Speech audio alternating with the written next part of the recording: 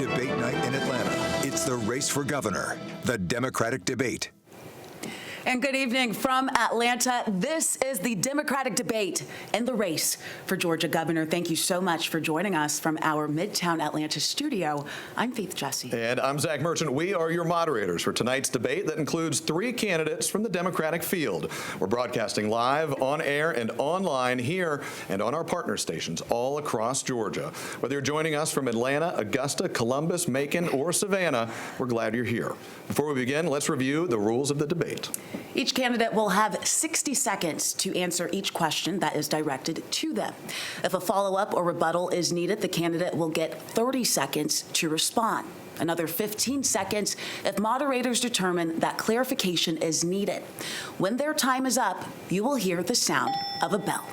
Let's now welcome in our candidates who each met the agreed-upon participation criteria for fundraising and nonpartisan polling. Thank you all for being here tonight. Let's get started, and we begin with the issue of immigration. It has been at the center of politics here in Georgia and all across the country. House Bill 1105 was signed into law in 2024. Broadly speaking, it pushes local law enforcement agencies here in Georgia to collaborate with federal immigration enforcement efforts. Mr. Thurmond, by virtue of a card draw, we begin with you. The question here is this, and you have 60 seconds. Do you support local law enforcement agencies in Georgia collaborating with federal immigration enforcement efforts? ICE must be reformed, and if not reformed, then abolished. I will support the laws of this state. We should have strong borders. Immigrants, illegal immigrants who are convicted of serious crimes must be deported, but hard-working immigrants, legal or otherwise, who are contributing to our economy, who are honest, working hard, trying to access the American dream, we must help them get access to the path to citizenship. Deport the criminals, but reach out to those who've been here for long periods of time, who are contributing to our society, who are working hard, playing by the rules, pursuing the American dream. These individuals must be provided with a path to citizenship. They have to get in the back of the line, but get in the line, and all people, regardless of their immigration status, must be treated with respect and humanity. The U.S. Constitution protects all individuals, citizens and non-citizens, as human beings, and we must respect those rights. Mr. Thurmond, one 30-second follow-up to you before we move on to Mr. Duncan. On the topic specifically of whether you would support or oppose participation and collaboration between local law enforcement here in Georgia and federal immigration enforcement authorities, do you support or oppose that? I will support it when it comports with the position I took earlier. I will not support the type of gangland type activities that we saw in Minnesota, where innocent people were murdered, where people are being disrespected regardless of their immigration status. I will always stand for what is right, but I will always speak out against what is wrong. Thank you, Mr. Thurmond. Mr. Duncan, the same question to you. You have 60 seconds. Make no mistake about it, Donald Trump's policies around immigration have nothing to do with policies. They have to do all with fear and intimidation. We've watched this play out all across the country. We've seen it play out in the streets of Minneapolis. We've seen people literally lose their lives because Kristi Noem wanted a 5-second soundbite on Twitter.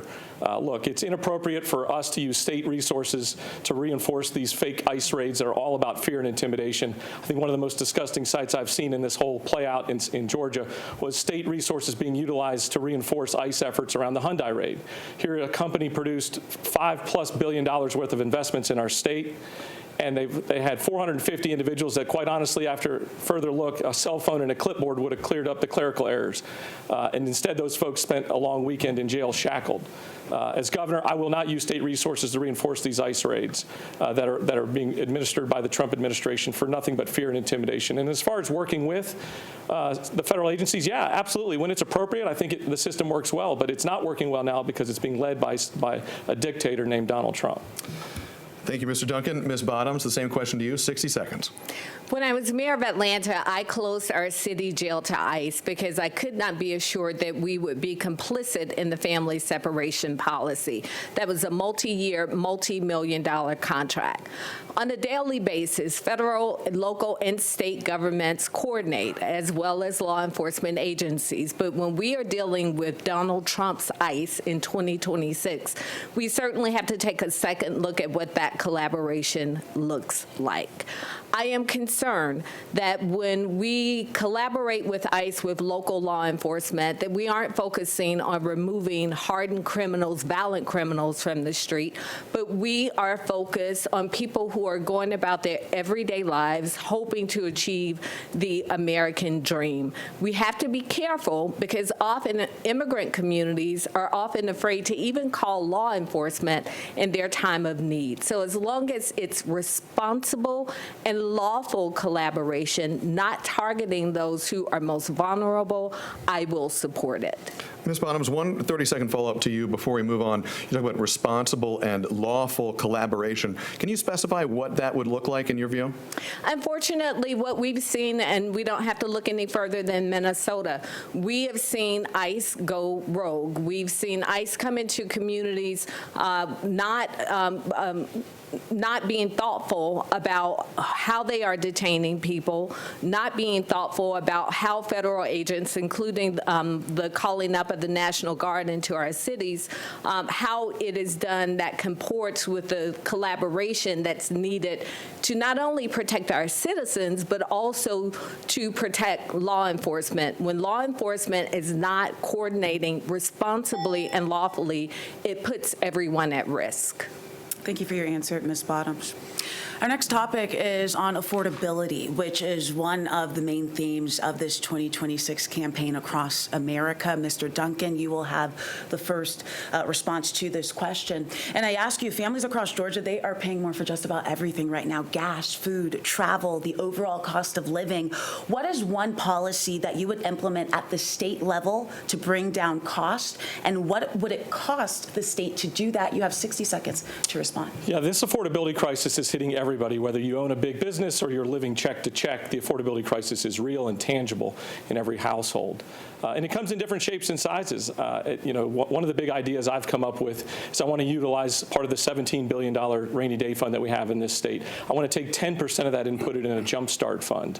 $1.7 billion worth of discretionary budget for the governor to be able to put that and wrap it around the axle of poverty. One of the reasons why I'm standing here as a proud Democrat is because I got tired of watching Republicans demonize poverty.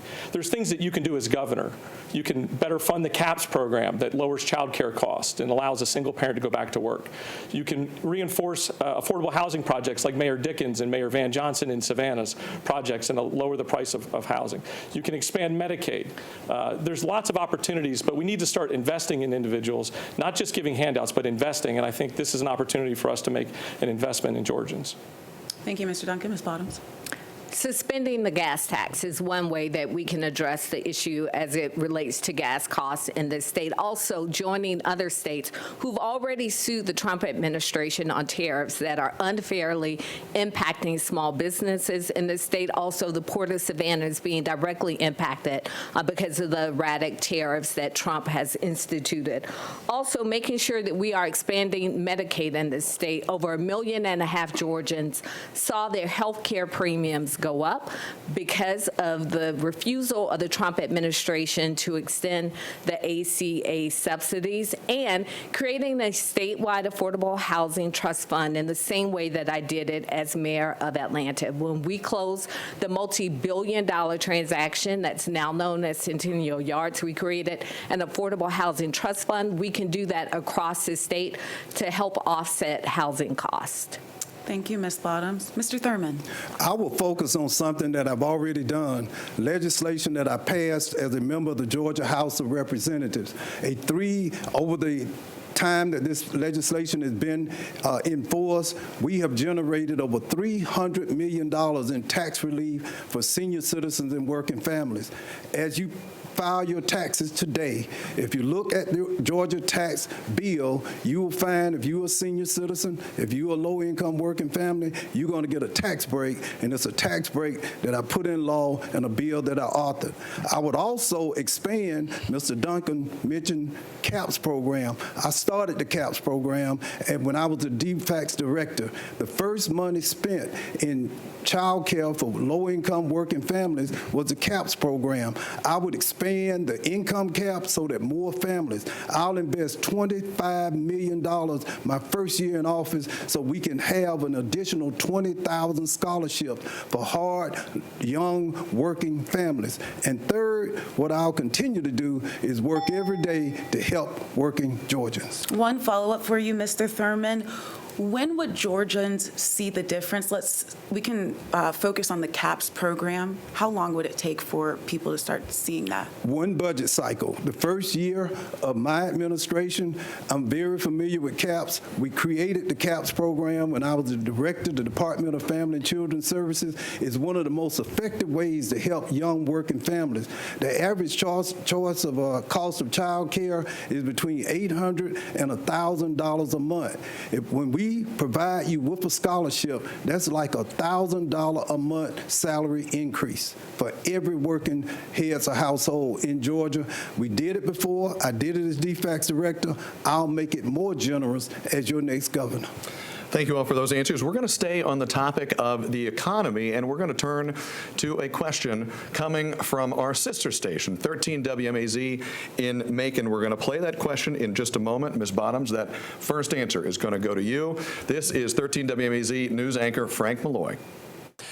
Right here in central Georgia, Robins Air Force Base is a critical economic engine. It provides good paying jobs, opportunities for folks across the region. As governor, what would you do to help make sure that Robins and other critical industries have enough skilled workers to support the jobs that are available? Ms. Bottoms, that question goes to you first. 60 seconds. Yes, I had an opportunity to work in Macon at another station in Macon, so thank you for that question. What we need to focus on is creating workforce training development. I did it as mayor of Atlanta, and I know it can be done statewide. We created the Center for Workforce Innovation at Atlanta Area Tech, where we trained people for six-figure jobs as plumbers, as airline mechanics, as coders. The list goes on. This can and should be done statewide, especially in conjunction with areas that are heavily populated by a veteran population. We have over 15 companies in the state, Fortune 500 companies. This is something that is of interest to the entire state because what we know is that when we have a trained workforce, it betters our state, it is better for our economy, it's better for our communities. We've seen it work in Atlanta, and I know that it can be done statewide. Thank you, Ms. Bottoms. Mr. Thurmond, the same question to you. Great question for the former labor commissioner here in the state of Georgia. As the labor commissioner, we helped over 300,000 Georgians get training and access to new jobs and new careers. As the former DFACS director, we helped over 90,000 Georgians move from welfare to work. Workforce training is the key. As the next governor, I will create a public school system that has multiple pathways to success. Liberal arts, go to UGA, Morehouse, Spelman, Georgia State, great choices. But we have to also invest in our outstanding technical college system. We have to help parents and students know that it's just as brilliant to go to Georgia Tech as it is to go to Atlanta Tech. We're going to make sure that we recognize white collar, blue collar, no collar. It's the green and the dollar, not the color of the collar, that will create great jobs and great careers, and we need to invest in that. Mr. Duncan, same question to you. 60 seconds. Yeah, first, my prayers go out to all those in harm's way in our military that are in the Middle East and across the globe. There's no better neighbor to have than a veteran or somebody that's a member of the military, and we're blessed to have so many folks in so many different parts of our state. We've got to do our job getting folks ready for a 21st century economy. That includes K through 12, making sure that kids have those opportunities to have skill training in their K through 12 education. We also have to make sure we have partnerships with our technical schools that are based in reality in that community. Public-private partnerships that are able to embrace apprenticeship programs, labor groups that have apprenticeship and training programs, making sure that those 21st century jobs are ready to qualify them to work with those military operations. You know, as Lieutenant Governor, one of the things I stood for was creating the technology capital of the East Coast. I wanted Georgia to be the technology capital of the East Coast. We're able to stand up an incredible group called Partnership for Inclusive Innovation, which drove internships with young Georgian students out into those rural parts of the state and worked on a number of those areas around those those military bases, and look forward to continuing to scale those programs up. Mr. Duncan, thank you so much for your answer. Our next topic is surrounding rural Georgia and the topic of health care specifically in rural Georgia. Mr. Thurmond, you will have the first question or first response to the question here. This question, it comes from our partner station, WSAV News 3 in Savannah. Here's news anchor Tina Tyus-Shaw. Since 2005, 9 rural hospitals in Georgia have closed and another 20 are at risk. That is according to the Center for Healthcare Quality and Payment Reform. As a governor, would you prioritize keeping all rural hospitals open, or would you accept some closures in order to reduce costs and invest in alternatives like telemedicine and regional care centers? Mr. Thurmond, the first response is to you. Thank you so much. I was born and raised in rural Georgia on a dead-end dirt road. I know what it's like to grow up in rural Georgia and feel like the people in the big city have overlooked or had less concern for my family and the issues that we would face. I will expand Medicaid during the first year of my administration. We will expand it from the inside out, not the outside in. The governor controls 90% of the budget. And by the way, the Republicans, over the last 10 years, those current and former Republicans prevented the expansion of Medicaid. We have left $20 billion on the table in Washington because we refused to expand Medicaid. I was in Charlton County standing by an abandoned hospital just a few weeks ago. It is disgraceful, and as your next governor, I promise you this, you will not have to not have access to health care simply because you're born in rural Georgia. Rural Georgia will have a seat at the table in the Thurmond administration. Thank you, Mr. Thurmond. Mr. Duncan, the floor is yours. So I've been working on this issue since 2015. I was the author of the Rural Hospital Tax Credit that now, looking back, has raised over $500 million for 54 rural hospitals and allowed them the creativeness to try to solve some of those problems. But make no mistake about it, Donald Trump and his MAGA followers and every Republican candidate that's in this governor's race is attacking our rural hospitals straight on and making it impossible for them to stay open in their communities or to deliver the services that their communities expect. Look, I've been behind enemy lines on this issue. I try to look at opportunities to improve our health care system in Georgia as a former Republican, and you can't do it without expanding Medicaid. As governor, I will lead the charge. I know the members in the General Assembly on both sides of the aisle that are supportive of this effort will pass the legislation, we'll fund it, and we'll draw down those federal dollars. But there's also opportunities to create investments in technology to drive access deeper into the rural communities so that we can start to tackle infant and maternal mortality rates at a substantial rate and to deliver services in those rural communities and allow them to economically develop. Thank you, Mr. Duncan. Ms. Bottoms. The state of health care in this state is shameful. We are the home to the CDC, yet we do have 9 rural hospitals that have already closed. We have 300,000 people who aren't insured in this state because of the refusal to expand Medicaid. We left $700 million on the table because of the refusal to expand Medicaid. Reopening hospitals in our rural communities has to be a priority. We also have to invest heavily in making sure that we have public health clinics, mobile health clinics, that we are giving incentives to health care providers to go to rural communities and provide much needed health care. In some communities, you could be even an hour away. Some people ask, why does it matter to me if I don't have Medicaid or don't live in a rural community? Well, if you've ever passed through one, it should matter to you. It literally is a matter of life and death. Thank you all. We are going to bring another question from one of our partner stations. Mr. Duncan, you're going to have the first response here. This question comes from our partner station, WJBF News Channel 6 in Augusta, from anchor Brad Means. You know, sometimes from a legislative perspective, it feels like it's Atlanta and the rest of the state. If you're elected, how can you make sure that you are not focused on Atlanta only and that the rest of the state gets your attention too? Mr. Duncan, we begin with you. 60 seconds. Yeah, there's all kinds of different caucuses that show up at the Georgia Capitol. It's not just Democrats versus Republicans, it's urban versus rural, and there's other dynamics that play out. And to do that, you have to be intentional about looking above party lines, above geography lines. You've got to build consensus. I've got a resume that shows that that's exactly what I've done as a state representative, as lieutenant governor. I've built those coalitions to get big, tough things across the finish line. We talk about hate crimes. Many Republicans did not want to pass a hate crimes piece of legislation in the aftermath of the civil unrest and the violent crime spree that was happening across our streets here in Atlanta and other spots, and the murder of Ahmaud Arbery. I wanted to pass the hate crimes legislation, and Republicans pushed back. I worked with Democrats to get that to the floor and to get unanimous support of that legislation. Same thing with education reform, healthcare reform, budget reform. There's opportunities for us to work together, but a governor has to show up and work for all 11 million Georgians, not just the ones that vote for him. Ms. Bottoms?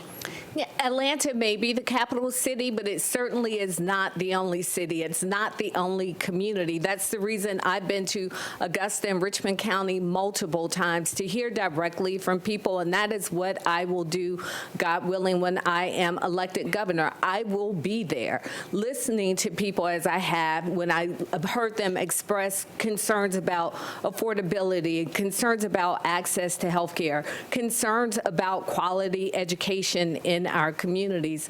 Nothing beats getting on the ground. I like to say fondly, the streets don't lie. And when you are talking to people directly, you know what matters to them in their communities. While our needs may be similar, they are often community specific, and I will continue to work on behalf of all of Georgia, spending my time outside of the metro area, listening to people across this state. Ms. Bottoms, one follow-up for you. This will be 30 seconds. You talk about having the conversations across the state. What specifically would you do to turn those conversations into actual policy? Well, it's actually helped shape our policy. When I launched our campaign for governor, I had a list of priorities, but as I have moved around the state listening to people, it's helped expand it, including creating a pathway for free technical and community college. I've talked about expanding Medicaid and the specific needs of communities in terms of access to health care in those specific communities. So my list of priorities has gone probably from around 4 or 5 to a list of at least 10, just based on what I've heard as I've moved around the state. Thank you, Ms. Bottoms. Mr. Thurmond, 60 seconds to you. I'm asking voters to move beyond the promises and look at performance.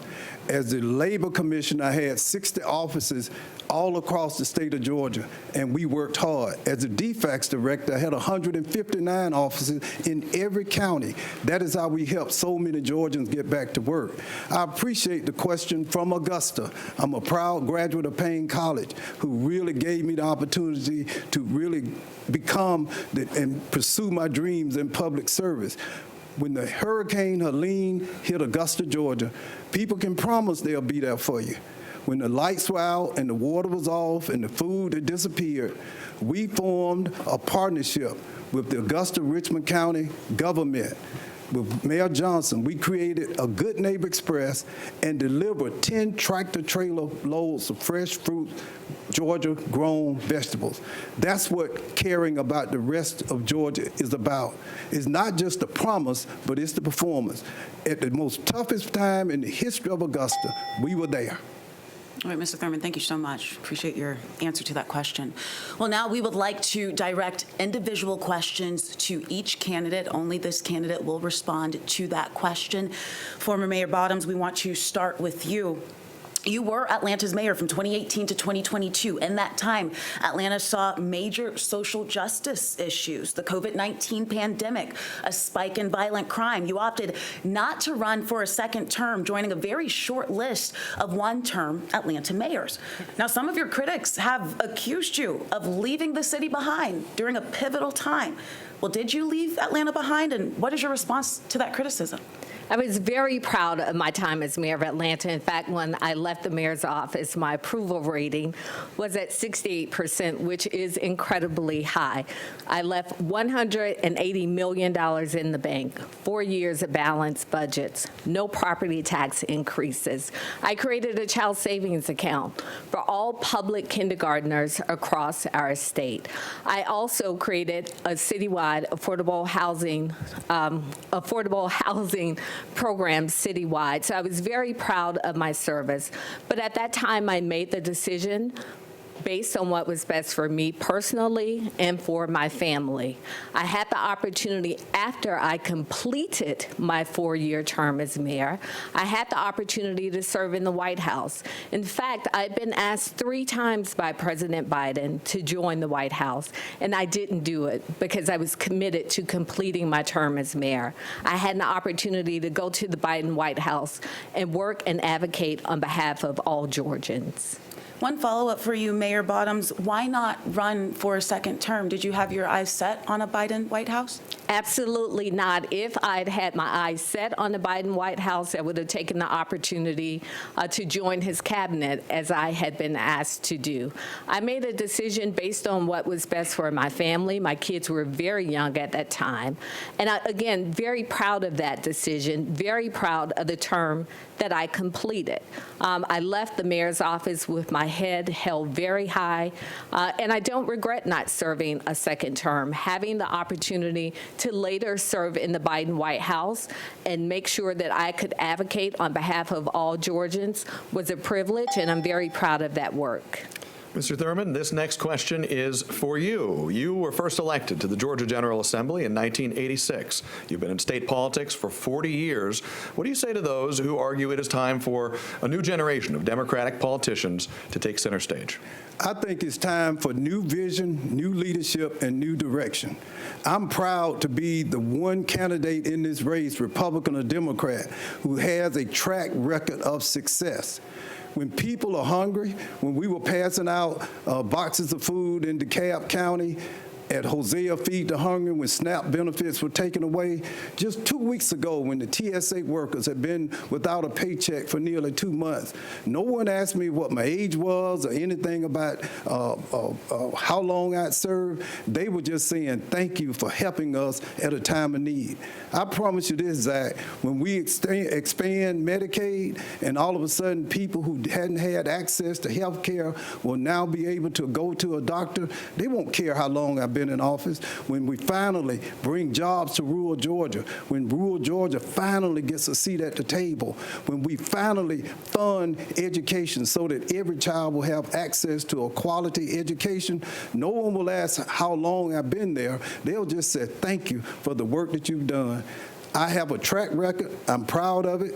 It's not about promises, it's performance. Mr. Thurmond, thank you so much for your answer. Mr. Duncan, this next question is for you. You spent the vast majority of your political career as a conservative Republican, but here you are tonight, rocking a blue tie as a Democrat. Under your watch as Lieutenant Governor, Georgia passed policies like the state's restrictive abortion ban and so-called constitutional carry laws, allowing broad access to firearms.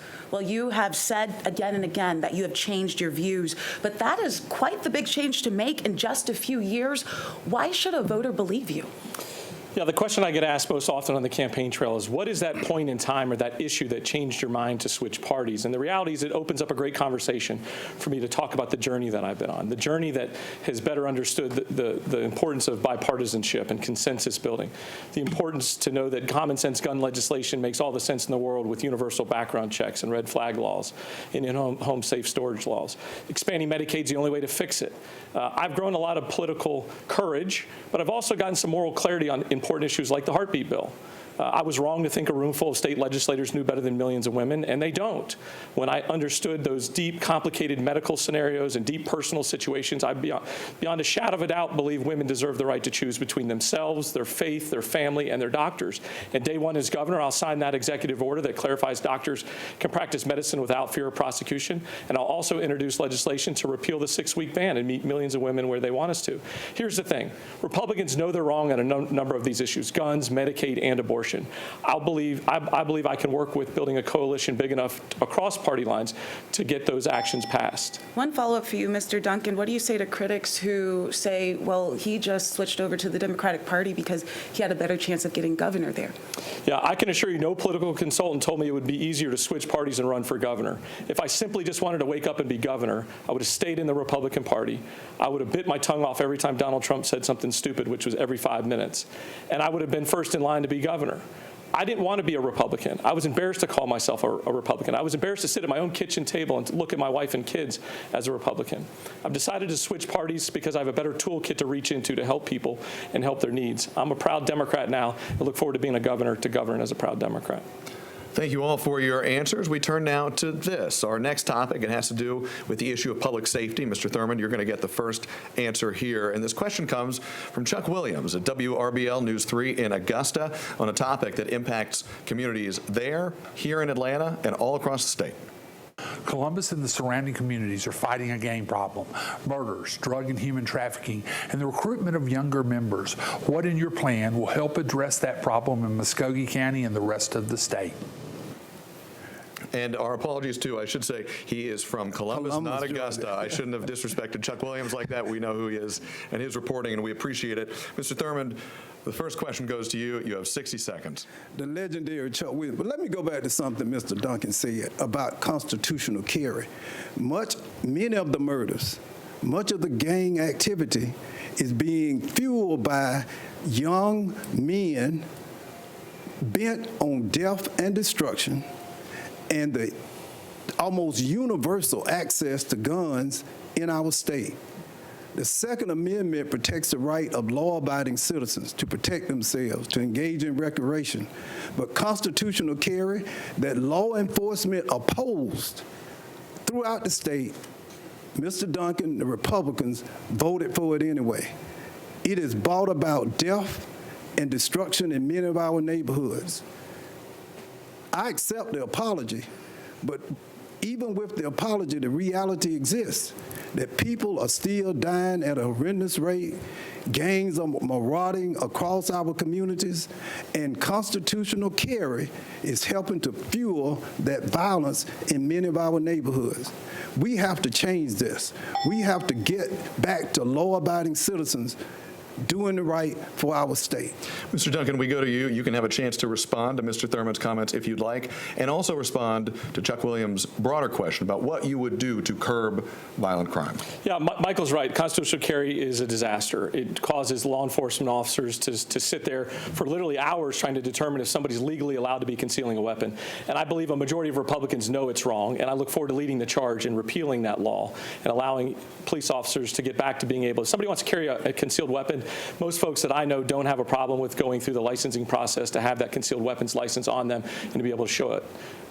And with regards to Chuck's question, look, one of the hardest situations I had to deal with as lieutenant governor was this wave of civil unrest that took over our streets, not only in Atlanta, but across the state.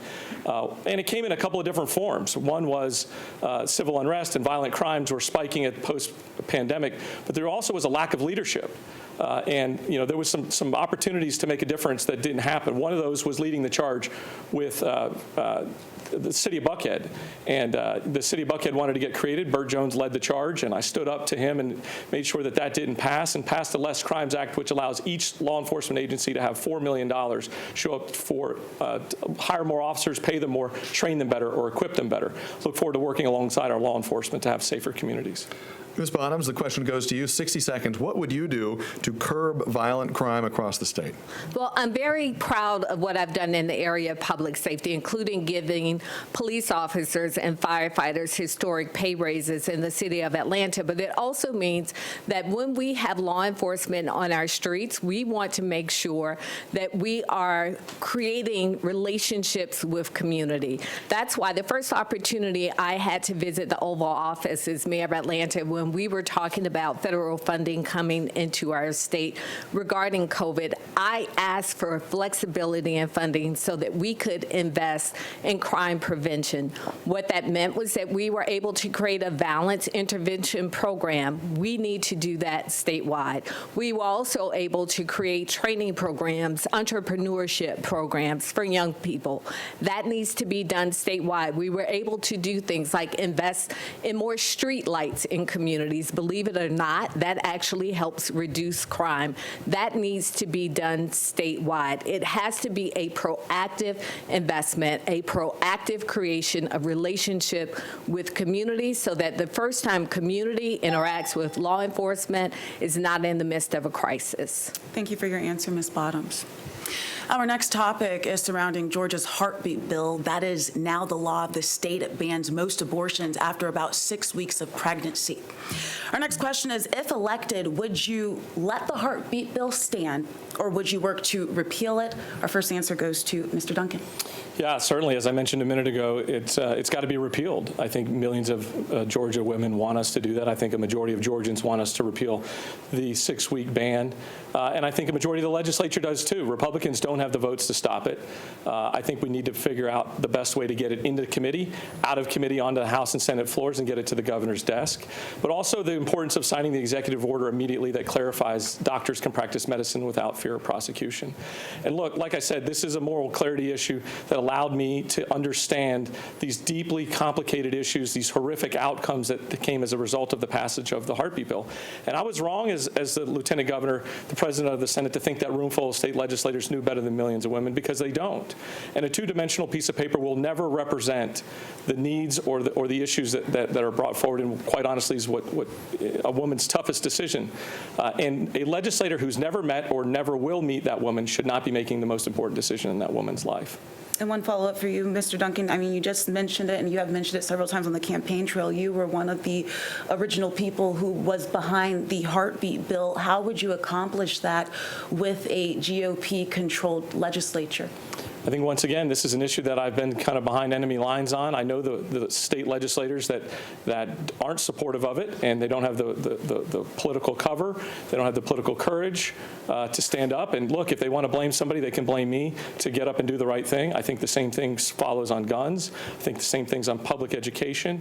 And the issues go on and on and on. Look, these folks have followed Donald Trump off a cliff, and they're ready for an exit. And if they want to be proud Democrats with me, the more the merrier. Mr. Duncan, thank you. Ms. Bottoms. The heartbeat bill needs to be repealed in this state, and it really is a travesty given that we have some of the highest maternal mortality rates in the state, especially as it relates to African American women. We need to have the state restored to Roe standards, where a woman could have the right to choose, and understanding that this is not just about abortion. This is about women who may be experiencing a miscarriage. This is about women who are in need of health care, and doctors are often afraid, health care providers are afraid to provide it for fear of prosecution. The heartbeat bill is not in line with who we are as a state and the choices that women have had for over 50 years in this country. Thank you, Ms. Bottoms. Mr. Thurmond. I will fight to repeal the heartbeat bill, but let's be clear. The repeal will not bring back the lives that have been lost as a result of this legislation. It is horrendous, it's an embarrassment, and all who made it possible have to shoulder the burden of that legislation. It's really not about abortion, it's about access to quality health care. We don't need politicians investing and intervening in the most personal decision that a woman could possibly make. This is a decision that should be between a woman, her faith leader, and the doctor. We have to get out of people's bedrooms. We have to move about the business that the people should be involved in, and they shouldn't be involved in the personal decision that a woman would have to make in one of the most difficult points in her life. The repeal of the bill would be great, but it won't change the reality that we face today. And just to clarify, you are saying that you would work to repeal it? Absolutely. Thank you, Mr. Thurmond. We turn now to this. Last year, the state legislature passed Senate Bill 1, known as the Riley-Gaines Act of 2025. It bans transgender athletes from participating in women's and girls' sports in Georgia public schools and universities. If you were governor and that bill came to your desk, would you have signed it or vetoed it? Ms. Bottoms, we begin with you. Yes, I have 4 children. 2 are twins, a girl and a boy. I know that there is a difference between girls and boys in sports. What I am concerned about is that we are focusing on an issue that's not top of mind for people in this state. People are concerned about affordability. They are concerned about access to education. They are concerned about access to health care. I believe that decisions regarding who competes and how people compete shouldn't be happening. Those decisions should not be made at the state capitol. Those decisions need to be made by the respective athletic associations based on their evaluations of who should and should not compete in certain areas. And Ms. Bottoms, just to be clear, if that bill did cross your desk as governor, would you have signed it or vetoed it? I don't support the government making decisions about who should compete in athletics. I believe that decision should be left to respective athletic associations. So you would have vetoed it? Yes. All right, thank you for your answer. Mr. Thurmond, the same question to you. If that bill came across your desk and you were governor, would you sign it or veto it? I would have vetoed it because it's really just a red herring that Republicans have used to generate votes on Election Day. Listen, we should never allow the power of the state to be used to bully innocent children, to create chaos in the lives of families who are dealing with very personal issues. Yes, I would veto it, but more than that, I would expose the hypocrisy of it and focus people back on the key issues. Rather than focusing on transgender sports that can be dealt with by athletic associations, let's talk about helping people pay for the price of groceries. Let's talk about getting more health care in rural Georgia. Let's talk about creating good jobs. Those are the issues. When I travel around Georgia, you know what the voters tell me? Mike, we're tired of the foolishness under the gold dome. We are hurting. We can't afford insurance. We can't afford groceries. I can't afford my rent. Focus on the issues that working people are most concerned about. And frankly, transgender sports is not one of those issues. Thank you, Mr. Thurmond. Mr. Duncan, the same question to you. If that bill came across your desk, would you sign or veto it? You know, one of the worst things Donald Trump and his MAGA sock puppets have instituted in this country is just an environment, an ecosystem of hatred. They've demonized so many different people and ways of life. One of the reasons why I stand here as a proud Democrat is I don't have an asterisk mark next to loving my neighbor. I get to wake up every day and love my neighbor as is. You know, and this issue in particular is not an issue that comes up often on the campaign trail. It's a very small portion of the population, a very fractional part but a very important part of the population. Folks are talking about the affordability crisis. They're talking about the health care crisis. They're talking about the Donald Trump crisis. That's the heat map of concerns amongst Democrats, independents, and yes, even this batch of disgusted Republicans that are showing up that are hopefully going to support us in this campaign so that a Democrat for the first time in nearly 30 years is able to win this governor's race. As governor, I would have vetoed the bill because at the end of the day, this bill was not about making a difference. It was about simply picking a fight and proving a point. I think at the end of the day, this conversation needs to be had in small circles, in communities, and not sitting at the legislature trying to worry about their next mail piece in a campaign. Thank you so much, Mr. Duncan. Our next question is about Medicaid expansion. Our first response going to Mr. Thurmond. And we ask you this: under the Affordable Care Act, states are permitted to expand Medicaid coverage to adults making as much as 138% of the federal poverty level, which in 2024 was about $21,000 for a single person. Many states have opted to expand Medicaid, but Georgia has not. Instead, Governor Brian Kemp has rolled out the Pathways program, which caps Medicaid coverage at a lower income amount. If elected, would you expand Medicaid in Georgia? Mr. Thurmond, you have 60 seconds. Absolutely. Yes, I would. And I know how to do it. As the DFACS director, we face a very similar situation with the Welfare Reform Initiative. In the first year of my administration, we are going to expand Medicaid in Georgia, but we are going to expand it from the inside out as opposed to the outside in. Because Governor Kemp has refused to expand it, there's been a legislative effort. As your next governor, and by the way, in Georgia, the governor controls 90% of the budget. We will expand Medicaid. And by the way, the people who most need Medicaid expansion are working people.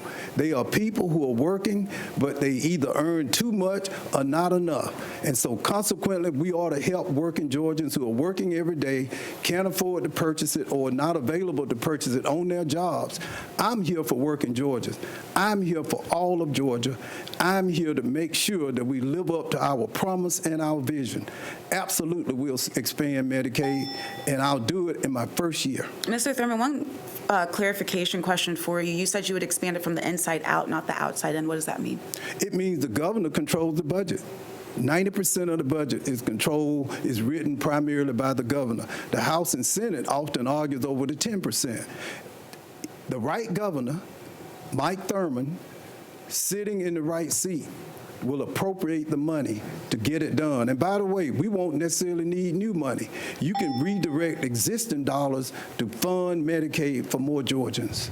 I have another follow-up, but we do need to move on. I'll get you on a one-on-one interview next time. Mr. Duncan, what is your answer to that question? In 2014, the legislature passed a law that requires the legislature to be the ones that expand Medicaid, so we will have to work with the legislature to expand Medicaid. I do believe a majority of Republicans are in a position where they understand that the fiscal effects of the federal 9-to-1 match is too significant to ignore it.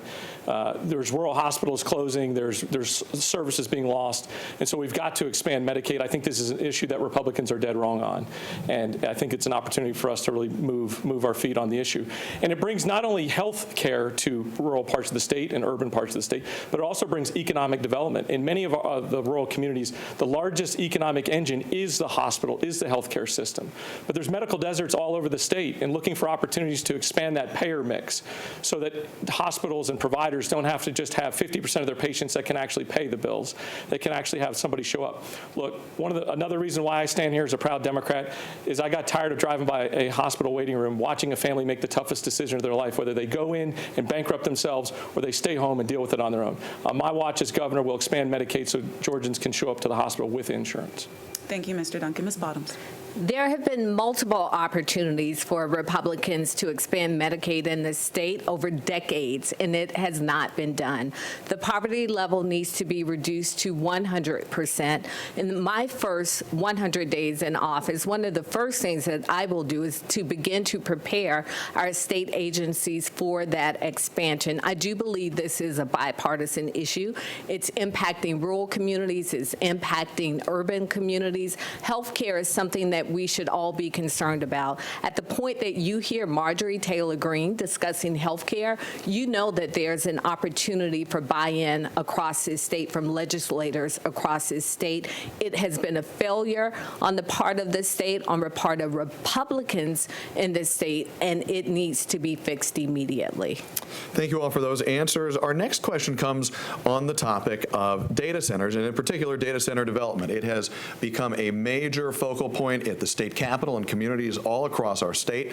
CNBC reports that Maine, the state of Maine, is on track to pass a data center moratorium banning their construction in the state until November of 2027. Mr. Duncan, the first answer goes to you. Would you support the adoption of the same thing here in Georgia, a moratorium on new data center development?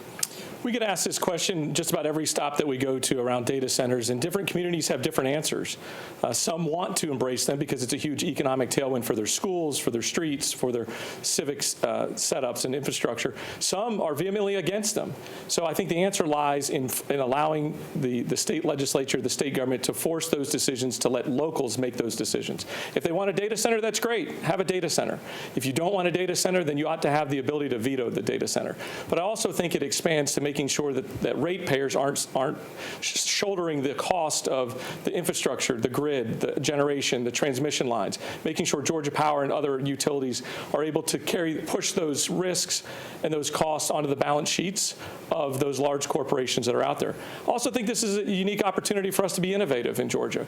Instead of using 15 million gallons of raw water a day, maybe we require them to use closed-loop water systems so that they don't use those precious resources against the community. But at the end of the day, we need local control, innovation, and making sure that the ratepayers are fairly represented. Mr. Duncan, a follow-up for you. You point in your answer to local control and local community involvement.